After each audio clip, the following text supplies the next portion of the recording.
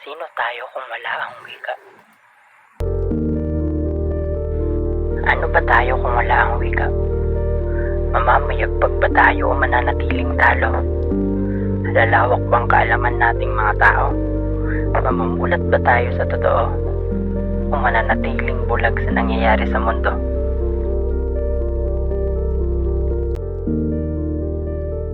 Wikang naging tulay sa pagkakaintindihan nating lahat. Pero paano tayo kung hindi tayo rito namulat? Paano ko ipapahiwatig ang nararapat? Paano ko ipapahiwatig ang aking nararamdaman? Paano ako? Ikaw? At tayo? Sa modernong panahon, tila unti-unti nang nalilimutan ng ating sariling wika. Mas madalas tayong gumamit ng banyagang salita na lalayo sa ating ugat. Dala na lang siguro ng pagbabago ng henerasyon natin ngayon o pinili lang talaga natin ang ganitong henerasyon. Ano ba talagang kahaligahan ng wika sa atin? Gaano ba ito kaimportante? Ang wikang naging tulay sa komunikasyon nating lahat. Sa bawat pagkakataon, dapat nating buhayin at ipagmalaki ang ating sariling wika sapagkat dito nakaugat ang ating kasaysayan, kultura at kinabukasan.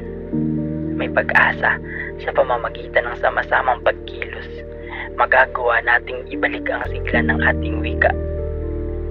Sa bawat salita na ating binibigkas sa sariling wika, tayo ay nagiging bahagi ng isang mas malaking misyon.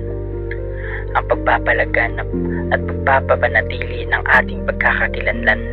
Sama-sama natin itong gawin sa ating pamilya, paaralan at komunidad.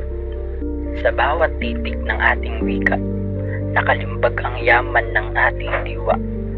Pamana ng ninuno sa puso'y dakila, tulay ng pag-asa at ugnayang masaya. Ang kanyang banta sa tugma, kasaysayan, aral at dangal ay tumitibay sa lupa. Wikang sinasalita ng mga ninuno, pamana sa ating mga Pilipino. Ito'y tanda ng ating identidad, taglay ang kaluluwa ng komunidad. Sa wika, ang bawat isa'y malaya, kaya't ingatan, ipagmalaki, huwag hayaang mawala. Ikaw ay ikaw dahil sa wika. Ang wika ay ikaw. Ikaw ang wika. Sumasalamin sa identidad nating mga tao.